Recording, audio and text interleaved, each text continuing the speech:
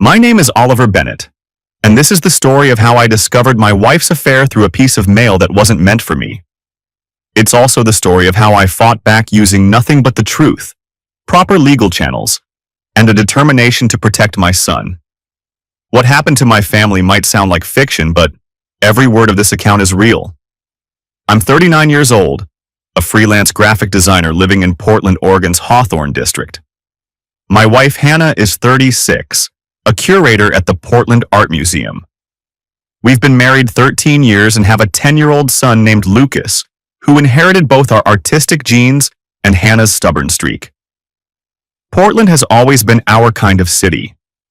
The creative community here embraces people like us, artists, designers, curators who value authenticity over pretension.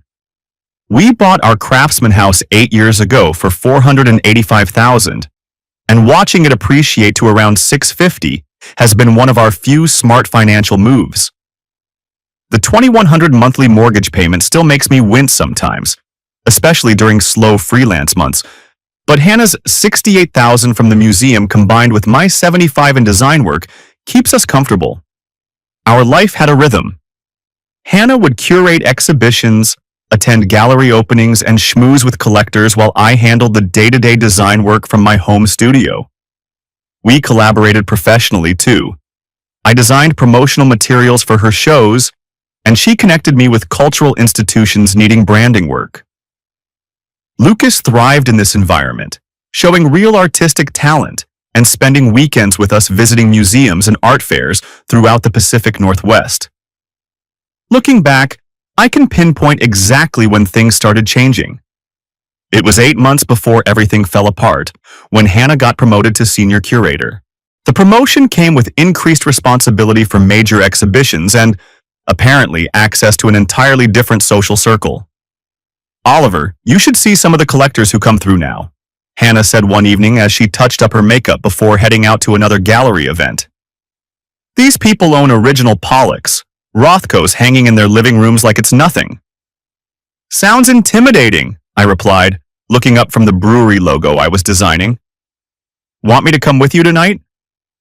"Oh, this one's pretty exclusive. Board members and major donors only." She kissed my forehead. "Rain check?" The rain checks started piling up. Hannah's schedule became packed with evening gallery events, weekend art installation supervisions, and private collector dinners. She began talking about artists and pieces I'd never heard of, using terminology that felt increasingly foreign. When I'd try to contribute to these conversations, she'd get this look, not quite condescending, but close enough to sting. "It's different when you're working with people at this level," she'd explain. "The stakes are higher, the conversation's more sophisticated." I told myself it was just career growth, that she was finding her place in Portland's upper echelons of the art world. But I couldn't shake the feeling that she was also finding reasons to exclude me from that world. The name James Sterling first came up about 7 months ago. "There's this sculptor from Seattle who's been coming down for our exhibitions," Hannah mentioned over dinner. "James Sterling. He's talking about making some significant donations to the museum." "What kind of sculptor?" Lucas asked, always interested in different art forms. "Contemporary metalwork? Abstract pieces?" "Very expensive." Hannah's eyes lit up in a way I hadn't seen in months. "He has this incredible eye for emerging artists, and the resources to actually support them." Lucas nodded, but I noticed Hannah didn't actually describe the art itself, just its price tag and the artist's resources. That struck me as odd for someone who usually talked about artwork with passion and technical knowledge. James Sterling's name started appearing in Hannah's conversations with increasing frequency. He was donating pieces to the museum. He was funding an upcoming retrospective. He was taking Hannah and other curators to private studio visits. He had opinions about exhibition layouts that Hannah found incredibly insightful. "Maybe I should meet this guy," I suggested one Saturday morning as Hannah prepared for another James Sterling-related event. "He sounds like someone who might need design work." "Oh, I don't think he's really looking for that kind of thing," Hannah said quickly. His aesthetic is very specific. High-end gallery material, you know? I didn't know, actually. But I was beginning to understand that my commercial design work, the brewery logos, small business branding, concert posters, was being categorized as something lesser in Hannah's evolving worldview. The financial secrecy started around the same time. Hannah opened a separate health savings account, claiming it was for work-related medical expenses that might come up during stressful exhibition periods. She also got a new credit card with paperless billing. Just trying to organize things better, she explained when I noticed the new card in her wallet. Keep work expenses separate from family stuff. It made sense on the surface. Hannah had always been organized about finances, and with her increased responsibilities, having clear expense tracking seemed reasonable. But when I asked to see the statements to understand our overall budget, she'd wave me off. It's mostly just work dinners and transportation to collector meetings. Nothing you need to worry about. By the third month of this new arrangement, our joint checking account was seeing less of Hannah's income while she claimed higher work-related expenses. The difference wasn't dramatic, maybe $800 to $1,000 monthly, but it was noticeable for someone like me who tracked every dollar. Are you getting reimbursed for these work expenses? I asked during one of our monthly budget reviews. Some of them. The museum covers certain things, but you know how it is with cultural institutions. They expect curators to invest in relationship building. I didn't know how it was, actually. My freelance clients paid expenses or they didn't. But Hannah's tone suggested I wouldn't understand the sophisticated world of museum politics. The Tuesday evening that changed everything was March 21st. I remember it specifically because I was working late on a logo design for a local brewery, one of those lesser commercial projects that was actually paying our mortgage. Hannah had left an hour earlier for what she called an important collector dinner downtown. "Don't wait up," she'd said, kissing my cheek. "These things can run late, and James wants to discuss the retrospective timeline." I'd nodded and returned to my design work, pushing down the familiar frustration of being excluded from yet another aspect of my wife's professional life. Lucas was already asleep and the house felt particularly quiet as I worked through logo variations on my computer screen. That night, Hannah didn't come home until after 2 a.m. I heard her car in the driveway and listened to her carefully quiet footsteps on the stairs. When I asked about the dinner the next morning, she was vague. "Just planning logistics for upcoming exhibitions. You know how these collector events can drag on." But there was something different in her voice, a kind of satisfied tiredness that reminded me of how she used to sound after particularly good days early in our marriage. It was a contentment I hadn't heard in months, and it definitely wasn't coming from her interactions with me. The mail arrived on Wednesday morning while I was setting up my workspace for another day of design projects. I usually brought in the mail when I took my coffee break, but that morning the postal carrier knocked on my studio door. "Got one here that wouldn't fit in the box," he said, handing me a thick manila envelope along with the regular stack. Addressed to H. Bennett. I thanked him and glanced at the return address. Dr. Patricia Foster, licensed clinical psychologist. The envelope was marked confidential in red letters. My immediate assumption was that it had something to do with Lucas. His school had mentioned the possibility of psychological evaluation for gifted students, and H. Bennett could easily refer to our son. His middle name is Harrison, after Hannah's father. Without thinking much about it, I opened the envelope to see what kind of assessment or appointment scheduling it might contain. The first document I pulled out made my stomach drop. It was a therapy session summary, clearly marked with Hannah's full name and our home address. The header indicated it was from Dr. Patricia Foster's clinical practice, dated 6 months ago. Below that, in clinical language that seemed to detach itself from the reality of my life, was a summary of my wife's mental state and the reason for her therapy sessions. Patient expresses significant guilt over ongoing deception of spouse regarding extramarital relationship. Reports relationship with Jay becoming serious, discussing relocation arrangements. Patient demonstrates classic symptoms of anxiety related to maintaining dual commitments while planning exit strategy. I read those words 3 times before they fully registered. Then I sat down heavily in my desk chair and read the entire document. Hannah had been seeing Dr. Foster for weekly therapy sessions for 6 months. The clinical notes documented her struggle with guilt over lying to me, her growing emotional investment in someone identified only as Jay, and her anxiety about the financial implications of leaving our marriage. There were references to previous sessions, treatment plans, and insurance claims I'd never seen. With shaking hands, I went through the rest of the envelope's contents. There was an insurance claim form showing Dr. Foster's practice billing our insurance company for weekly sessions at $160 each. There was also a treatment summary indicating Hannah's therapy had begun 10 months ago, initially focused on work stress and relationship anxiety, but evolving into sessions about managing deception and planning life transitions. 10 months. Hannah had been planning to leave our marriage for 10 months while I'd been worrying about whether we could afford Lucas's art classes. I pulled out my laptop and logged into our insurance account. Hannah had switched to paperless billing 8 months ago, claiming it was more environmentally responsible. All the explanation of benefit statements for Dr. Foster's practice had been going to Hannah's new separate email address, an address I didn't even know existed. The financial trail was staggering.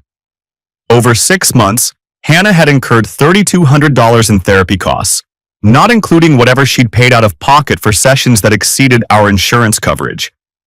This explained at least part of the mysterious work expenses that had been draining her income.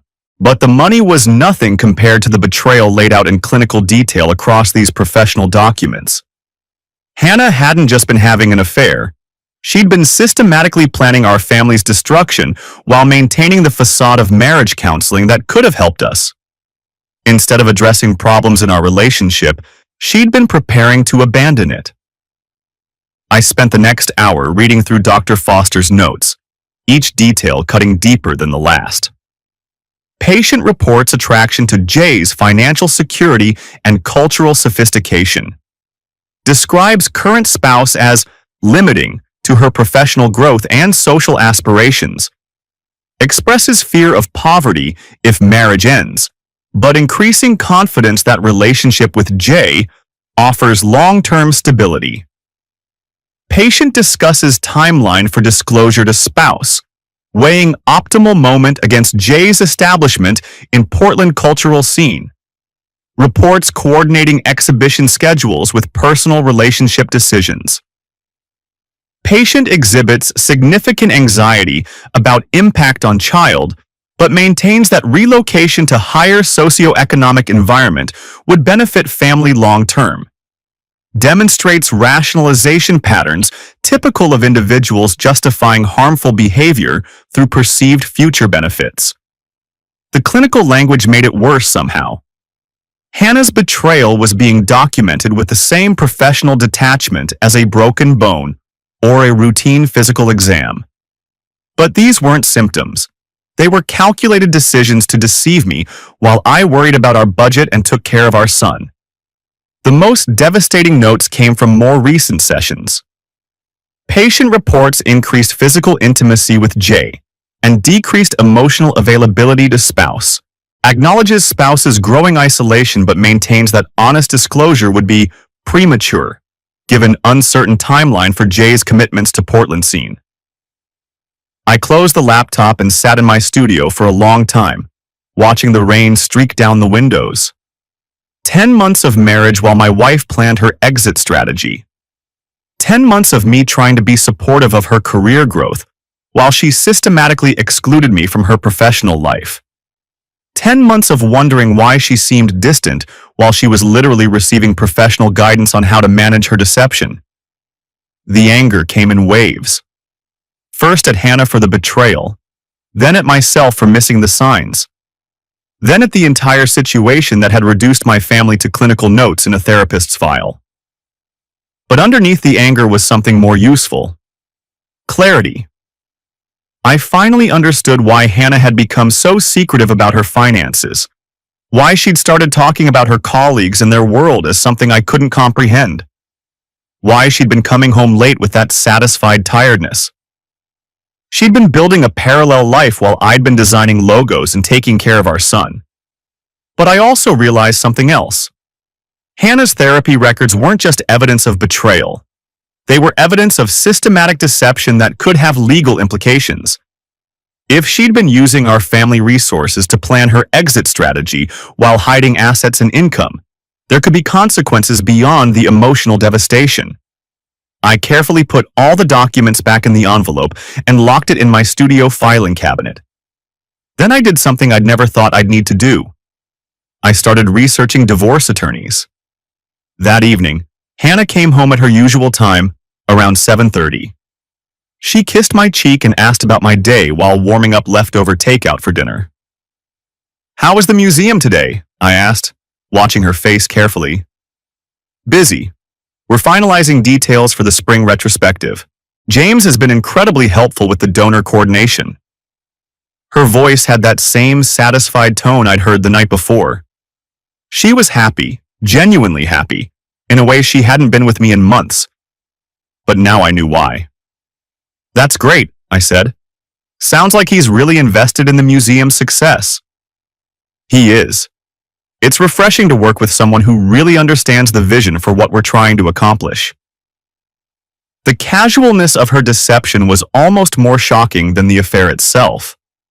Hannah was sitting at our kitchen table, eating food I'd paid for, talking about her lover's involvement in her career while our son did homework upstairs. And she was doing it with the same tone she might use to discuss grocery lists or weekend plans. "I might be late tomorrow night too," she continued. "We're meeting with some potential new donors for the contemporary collection." "Of course," I said. "Take your time." She smiled at me with what looked like genuine affection, and I realized that Hannah had become an expert at compartmentalization. She could betray our marriage in the afternoon and feel genuinely loving toward me in the evening, because in her mind these were separate aspects of her life. The therapy records had documented this pattern, her ability to maintain emotional distance from the consequences of her actions by treating them as distinct and unrelated events. But I was done being compartmentalized. That night, after Hannah fell asleep beside me, I lay awake planning my next moves. I had evidence of a systematic affair, financial deception, and plans to relocate my son to another state. More importantly, I had professional documentation of all these things created by a licensed therapist who had a legal obligation to maintain accurate records. Hannah had been planning her exit strategy for 10 months. Now it was time for me to plan mine. The next morning I called Michael Torres, a divorce attorney whose name I'd found through an online search of Portland family law practices. His receptionist scheduled me for a consultation that afternoon during Lucas's school hours. Torres's office was in a downtown building that managed to feel both professional and approachable. The man himself was probably 50, with graying hair and the kind of steady demeanor that suggested he'd seen every possible variation of marital disaster. "Mr. Bennett," he said, shaking my hand. "What brings you in today?" I pulled out the envelope and placed it on his desk. "My wife's been having an affair for 10 months. She's been seeing a therapist to help her manage the deception, and I accidentally received her therapy records in the mail." Torres raised an eyebrow. "That's an unusual way to discover infidelity. How did you come to have these records?" I explained the mail delivery error and my assumption about Lucas's evaluation. Torres nodded and carefully reviewed each document, taking notes as he read. "These are legitimate clinical records," he said after 20 minutes, "created by a licensed therapist for therapeutic purposes. The question is whether they're admissible in divorce proceedings and what they tell us about your wife's behavior." "What do they tell you?" "Several things. First, your wife has been systematically planning to end your marriage while maintaining the appearance of commitment. Second, she's been using family resources to facilitate this deception. Third, She's considering relocating your son to another state without your knowledge or consent. He looked up from the notes. Oregon is a no-fault divorce state, which means the adultery itself won't affect property division. But financial misconduct and child welfare issues are different matters. Torres explained that Oregon divorce law focused on equitable distribution of assets and the best interests of children. While Hannah's affair wouldn't directly impact our property settlement, her financial deception could.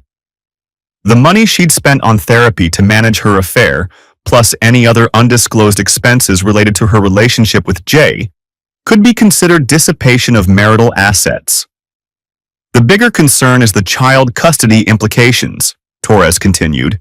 If your wife is planning to relocate your son without proper legal procedures, that suggests either poor judgment or willful disregard for his stability.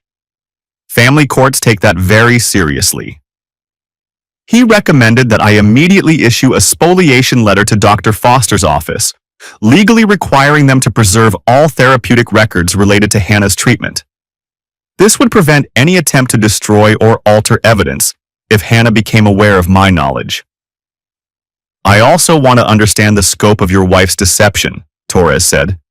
These therapy records suggest financial misconduct, but we need to document the full extent. I recommend a complete audit of your family finances, including any accounts or expenses you might not be aware of.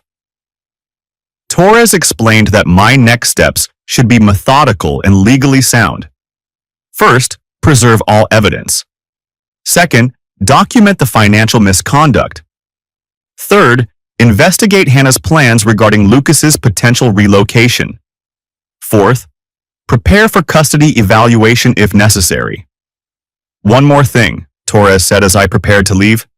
You mentioned your wife works at the Portland Art Museum and that this Jay person is apparently involved in exhibition planning. If there's a professional relationship between a curator and a donor that's influencing museum decisions, there could be ethical violations involved. Cultural institutions have strict conflict of interest policies. This hadn't occurred to me, but it made sense. Hannah's therapy records indicated that her relationship with Jay was affecting her professional decisions, including exhibition timelines. If James Sterling was making donations to the museum while having an affair with a curator who controlled those exhibitions, both of them could be violating institutional ethics policies. Should I report this to the museum? I asked. Let's gather more information first.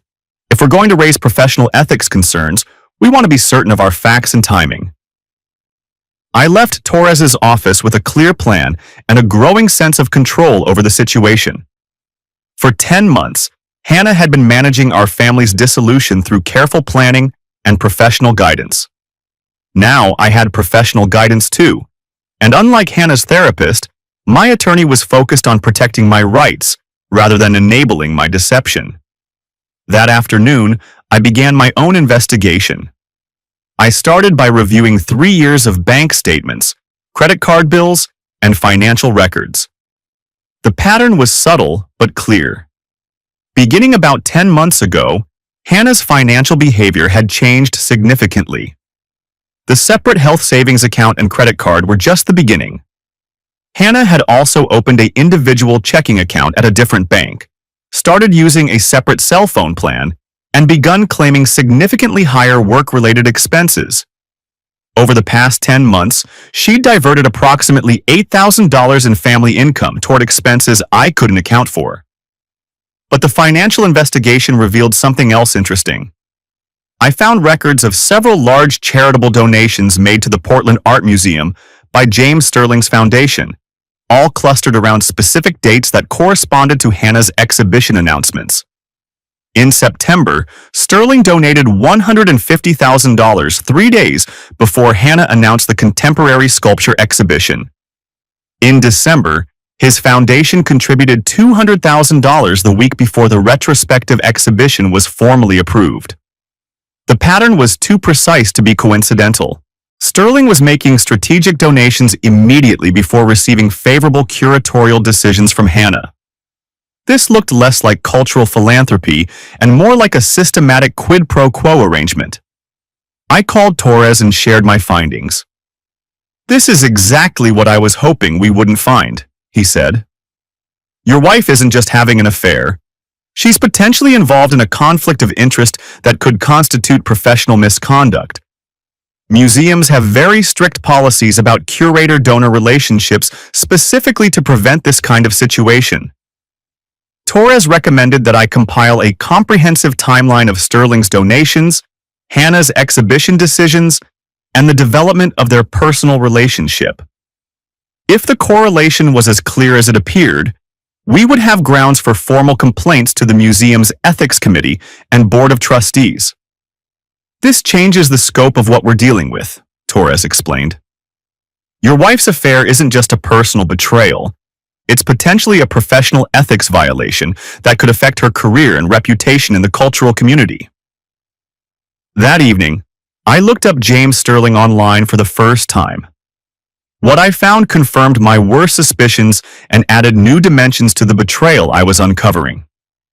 James Sterling was 41, a successful sculptor whose work sold in galleries throughout the Pacific Northwest. But his real wealth came from technology investments that had made him wealthy enough to become a serious art collector and cultural philanthropist. His social media presence showed a man who clearly enjoyed displaying his wealth and cultural influence. More importantly, his foundation's giving pattern showed a clear strategy of cultural investment designed to build his reputation and influence within the Pacific Northwest arts community. His donations weren't random acts of philanthropy. They were strategic investments in cultural institutions where he wanted board positions and naming opportunities. Sterling had been following this pattern throughout Washington and Oregon for 3 years, making substantial donations to museums in exchange for increasing influence over their operations. The Portland Art Museum was apparently his latest target, and Hannah was either a willing participant or an unwitting tool in his strategy. But the personal photos on his social media told a different story. Starting about 8 months ago, Sterling's posts began featuring Portland locations, restaurants, and cultural events. He was spending significant time in our city, far more than would be necessary for occasional donor meetings. Several photos showed him at gallery openings I knew Hannah had attended, though she wasn't visible in any of them. The timeline was becoming clear. Sterling had targeted the Portland Art Museum as his next cultural investment opportunity. He'd identified Hannah as the curator most likely to facilitate his goals, and he'd systematically developed a personal relationship with her to ensure his continued access and influence. Whether Hannah had initially understood Sterling's strategy or genuinely believed she was experiencing an organic romantic relationship, she was now trapped in a situation that compromised both her professional integrity and our family's stability. But I was beginning to see that Hannah and Sterling had made a crucial error. They'd assumed that their relationship could remain secret while Sterling's donations became public. They hadn't considered that the correlation between his giving and her curatorial decisions would be visible to anyone who cared to look. And they hadn't anticipated that someone with both access to information and motivation to investigate might discover their pattern. That someone, it turned out, was me. The next phase of my investigation required more careful planning. I needed to document the full scope of Hannah and Sterling's professional relationship without alerting them to my knowledge. I also needed to understand the exact nature of their personal relationship and whether Hannah was planning to relocate Lucas without my consent. Torres had recommended hiring a private investigator, but I decided to start with information that was already publicly available. Hannah's work calendar was accessible through the museum's website, and Sterling's social media posts were public. By cross-referencing their schedules with financial records and Hannah's claimed work events, I could build a comprehensive timeline of their relationship. What I discovered was a pattern of deception that went far beyond occasional affairs.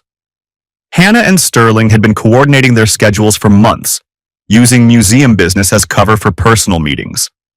Sterling's donor consultation sessions with Hannah always seemed to occur at expensive restaurants during dinner hours. His private studio visits with her took place on weekends when I was home with Lucas. His Exhibition planning meetings happened during times when Hannah told me she was working late. They weren't just having an affair. They were conducting a full-scale relationship while using museum business and Sterling's donor status as justification for their time together. But the most disturbing discovery came when I cross-referenced Hannah's therapy appointment dates with her work calendar. Dr. Foster's clinical notes indicated that Hannah's therapy sessions focused heavily on managing deception and planning life transitions. These sessions were occurring on days when Hannah told me she was attending curator training workshops or professional development seminars. Hannah hadn't just been deceiving me about her affair. She'd been using fabricated professional commitments to attend therapy sessions designed to help her become better at deceiving me. The systematic nature of this deception was breathtaking in its calculated cruelty. By this point, I had enough evidence to proceed with legal action. But Torres recommended one more step before we moved forward: understanding the museum's internal policies and procedures for handling curator-donor conflicts of interest. If we're going to file complaints against your wife and Sterling, we want to make sure we understand exactly which policies they violated and what the consequences should be, he explained. Museums take these ethics issues very seriously, but they also want to protect their reputations. We need to present our concerns in a way that gives them no choice but to take action. I spent the next day researching the Portland Art Museum's ethics policies, board structure, and complaint procedures. What I found was a comprehensive framework designed specifically to prevent the kind of relationship Hannah and Sterling had developed. The museum's conflict of interest policy explicitly prohibited curators from having personal relationships with donors that could influence curatorial decisions. It required disclosure of any personal connections between staff members and museum supporters. And it established clear procedures for investigating violations and implementing sanctions. More importantly, the museum's board of trustees included several prominent Portland business leaders and cultural figures who would recognize immediately the reputational damage that could result from a curator-donor affair becoming public knowledge. Torres and I spent our next meeting developing a comprehensive strategy for exposing Hannah and Sterling's relationship while protecting my rights as a husband and father. We're going to take a multi-pronged approach, he explained. First, we'll issue the spoliation letter to Dr. Foster's office to preserve all therapeutic records. Second, we'll file formal complaints with the museum's ethics committee and board of trustees. Third, we'll prepare for divorce proceedings that focus on financial misconduct and child custody issues. And fourth, we'll document everything in case this becomes a public matter. Torres also recommended that I contact a cultural journalist who might be interested in the broader story of donor influence and curator ethics in regional museums. Sometimes the threat of media attention is more effective than actual publicity, he said. Cultural institutions are very sensitive to anything that might damage their reputation for integrity. But before implementing this strategy, Torres wanted me to make one more attempt at private resolution. Call your wife, he said. Tell her you know about the affair and that you want to discuss separation arrangements privately before involving outside parties. Give her a chance to end this relationship and work out custody and financial agreements without destroying her career. I was reluctant to give Hannah any warning, but Torres's logic made sense. If Hannah was willing to end her relationship with Sterling and work out reasonable terms for divorce and custody, we could avoid the professional destruction that would result from public exposure of their ethics violations. That evening, I waited until Lucas was asleep before approaching Hannah in our bedroom. We need to talk, I said, sitting down across from her. She looked up from her book with mild curiosity. What's on your mind? I know about James Sterling. The change in Hannah's expression was immediate and complete. The mild curiosity vanished, replaced by what looked like genuine panic. Oliver, I know about the affair. I know about the therapy sessions. I know about the donations timed to match your exhibition decisions. I know about your plans to relocate to Seattle. Hannah's face went through several expressions: shock, fear, anger, and finally a kind of resigned exhaustion. "How long have you known?" she asked quietly. "Long enough to understand the scope of what you've been doing. Long enough to document the financial misconduct and professional ethics violations. Long enough to consult with a divorce attorney and understand my legal options." Hannah sat silent for several minutes, and I could almost see her calculating her response. Finally, she looked at me with something approaching her old honesty. "It wasn't supposed to happen this way," she said. "James and I started as professional colleagues.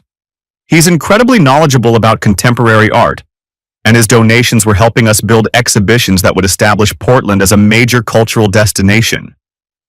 "And the personal relationship?" "Developed over time."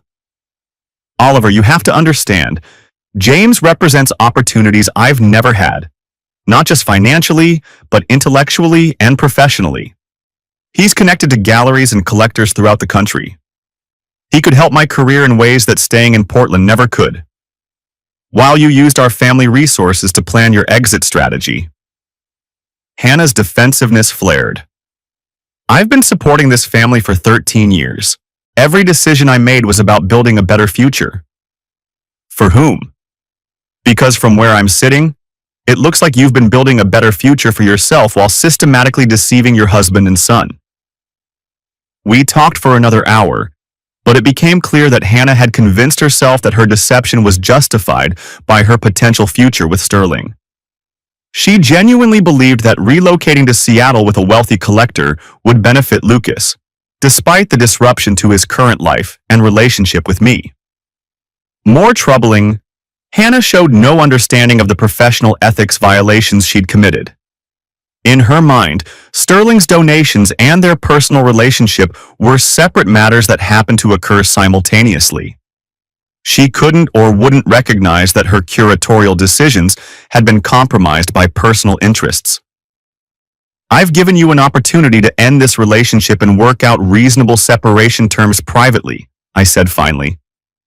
"But if you're planning to continue this affair and try to relocate Lucas without my consent, I'll have no choice but to expose the professional misconduct and fight for full custody."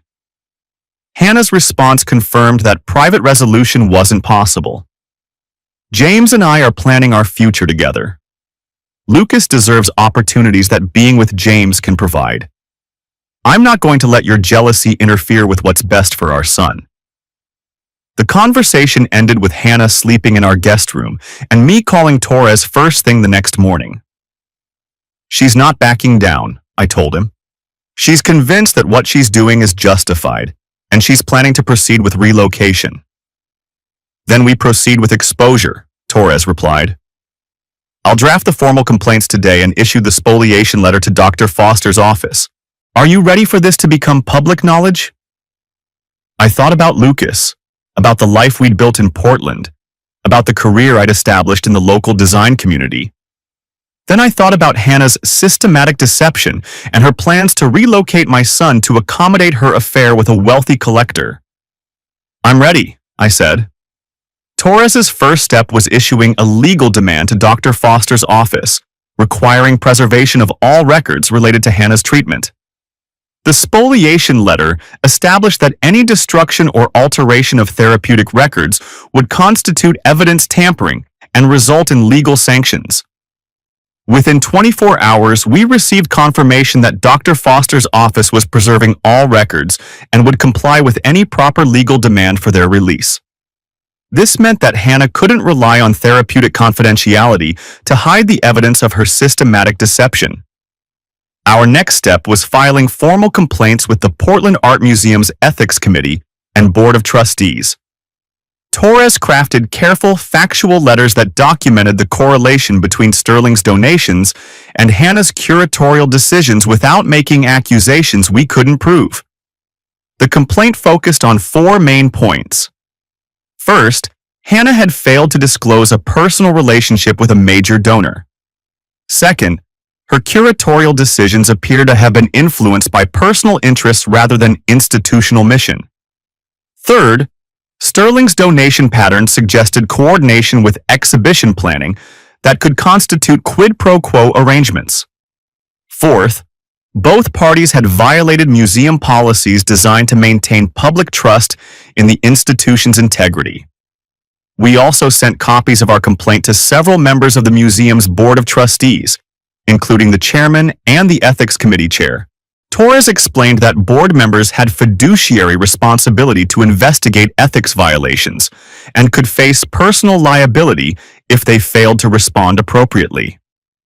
Cultural institutions are extraordinarily sensitive to anything that might damage their reputation, Torres explained. Museums depend on public trust and donor confidence. When board members realize that a curator-donor affair could result in bad publicity and potential legal liability, they act quickly. The third component of our strategy was contacting Sarah Finley, an independent cultural journalist who covered Pacific Northwest arts institutions. Finley had written several articles about donor influence and museum governance that suggested she would understand the significance of what we'd discovered. I called Finley and explained that I had documented evidence of potential ethics violations involving the Portland Art Museum. Rather than providing details over the phone, I arranged to meet her for coffee and share copies of financial records showing the correlation between Sterling's donations and Hannah's exhibition decisions. Finley reviewed our documentation with the thoroughness of an experienced investigative reporter. She asked pointed questions about our evidence, confirmed details about museum policies, and clearly understood the broader implications of what we'd uncovered.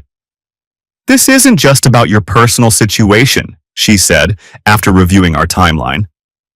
"If a major donor is coordinating his giving with a curator's personal relationship, that raises questions about institutional integrity that affect every museum in the region." Finley agreed to investigate the story further, with the understanding that she would verify all facts independently before publication. Torres had advised me to share only publicly verifiable information with the journalist, avoiding any details about Hannah's therapy records or our private conversations. "The goal isn't to destroy your wife's reputation," Torres explained. "The goal is to establish that museum policies were violated and that appropriate consequences should follow. If the museum responds appropriately to our complaints, there may be no need for media attention." But we wanted the threat of media attention to ensure that the museum took our complaint seriously. The museum's response was swift and professional. Within 48 hours of receiving our complaint, the ethics committee chair contacted Torres to schedule a formal interview. The board chairman also called to express the institution's commitment to investigating all ethics concerns thoroughly and transparently. Hannah was placed on paid administrative leave pending the completion of the ethics investigation. The museum's legal department reviewed all donation records and exhibition decisions for the past year, looking for patterns that might indicate compromised curatorial judgment. Sterling's response was more defensive. His attorney contacted the museum threatening to withdraw all future donations if the investigation continued. This threat backfired spectacularly, confirming that Sterling viewed his donations as leveraging tools rather than expressions of genuine philanthropic interest. The Board of Trustees met in emergency session to review the situation and develop an appropriate response. According to Sarah Finley's reporting, several board members expressed concern that Sterling's threats revealed exactly the kind of donor manipulation the museum's ethics policies were designed to prevent. Meanwhile, Hannah's professional isolation began immediately. Other Portland cultural institutions quietly distanced themselves from any association with the controversy. Gallery owners who had previously sought her curatorial input stopped calling. Professional invitations dried up as the arts community waited to see how the investigation would resolve. Sterling tried to manage the damage by claiming that his donations were unrelated to his personal relationship with Hannah. But the timeline we documented made this claim implausible. His giving pattern was too precise and the timing too convenient to be coincidental. More damaging for both of them was the discovery that Sterling had been following this same pattern of strategic giving at other regional museums. His foundation's donation records showed similar clusters of contributions immediately before receiving favorable treatment from cultural institutions throughout Washington and Oregon. This pattern suggested that Sterling's affair with Hannah wasn't an isolated incident, but part of a broader strategy of using personal relationships to influence cultural institutions. The Portland Art Museum's board realized they were dealing with a sophisticated manipulation scheme rather than a simple ethics violation. The museum's final report concluded that both Hannah and Sterling had violated institutional policies regarding curator-donor relationships. Hannah had failed to disclose a personal relationship that affected her professional judgment. Sterling had used donations to influence curatorial decisions through improper personal relationships. The consequences were severe but appropriate. Hannah was offered the opportunity to resign rather than face termination, which she accepted. Sterling was permanently banned from making donations to the museum, and his name was removed from all exhibition materials and donor recognition displays. More significantly, the museum board implemented new policies requiring disclosure of any personal relationships between staff members and donors, regardless of whether those relationships appeared to influence institutional decisions. They also established clear protocols for investigating ethics violations and protecting whistleblowers who reported potential misconduct.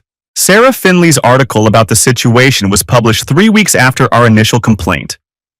Her reporting focused on the broader issues of donor influence and institutional integrity rather than the personal details of Hannah and Sterling's affair.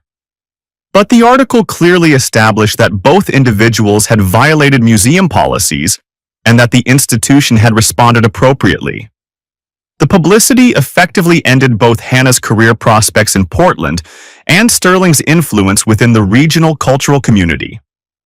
Other museums became cautious about accepting large donations from Sterling's foundation, and Hannah found herself unable to secure curatorial positions at Pacific Northwest institutions. While this professional destruction wasn't our primary goal, it was a natural consequence of their decision to compromise institutional integrity for personal advantage.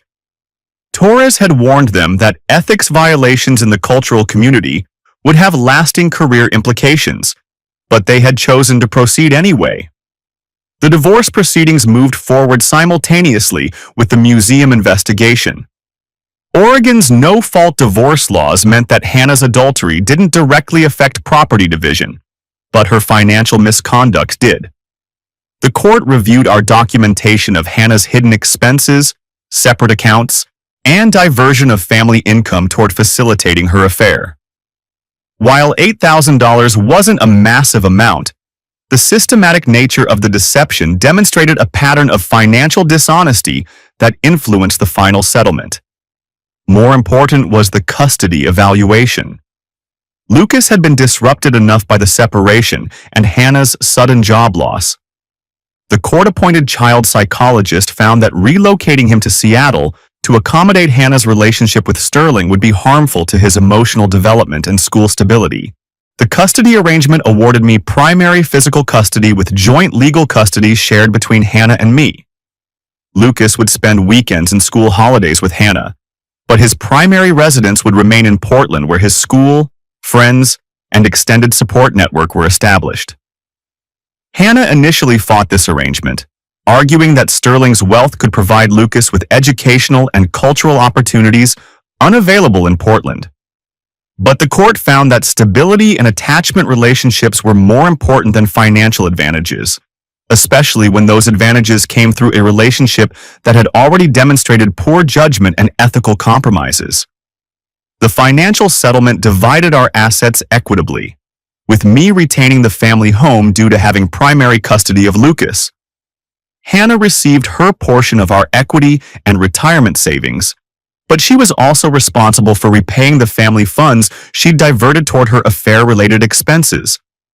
Sterling disappeared from the Portland cultural scene entirely, returning to Seattle where his reputation had also suffered. His plans for museum board positions and cultural influence were derailed by the ethics scandal, and his attempts to establish a cultural legacy through strategic philanthropy had backfired completely. Hannah eventually found work with a commercial interior design firm in Phoenix, a significant step down from her museum curator position, but the only opportunity available given her damaged reputation in the cultural community. She relocated there 6 months after our divorce was finalized, maintaining her scheduled visits with Lucas through video calls and planned vacations. The divorce was finalized 8 months after I'd accidentally received Hannah's therapy records in the mail. Throughout this period, Lucas had remained my primary focus. Child psychologists and family counselors helped him understand that his parents' divorce wasn't his fault, and that both of us would continue to love and support him despite living separately. Lucas adjusted remarkably well to our new arrangements. Having a consistent home base with me while maintaining regular contact with Hannah seemed to provide the stability he needed during a difficult transition. His art projects became a way for him to process the family changes, and his teachers reported that he was thriving academically and socially.